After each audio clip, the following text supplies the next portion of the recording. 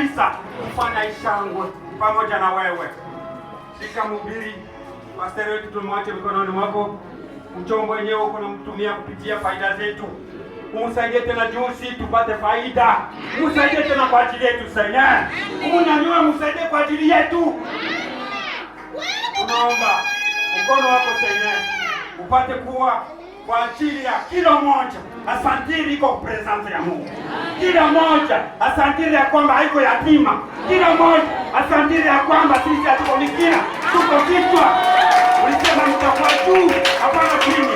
Ulisema tutakuwa kwanza, hapana nyuma. Ulisema Mungu wetu ya kwamba tutakuwa vichwa, hapana mikia. Kwa Mungu mwenyewe tunakutumainia tena leo ya kwamba Bwana wetu Yesu Kristo unaanze na sisi, umalize leo maonekani ya Roho Mtakatifu. Samuel ilikuwa kule wakati wa kale. Mungu wetu, mfalme wetu, wakati ulikuwa unashuka Seigneur Jesucristo na udongo ulikuwa unatetemeka. Amen. Shuhudia kwamba presence ya Mungu katikati ya taifa lake. Tunaacha hoja kabisa. Kila ule mwenye alikuja, Mungu na ile imani. Mungu wetu usimwache bure. Utusaidie. Kumbuka na wale wengine wenye wako hapa.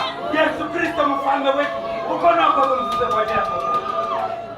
Tunaomba hivi ni jina la Bwana wetu Yesu Kristo. Amen. Amen. Kelele kwa Yesu.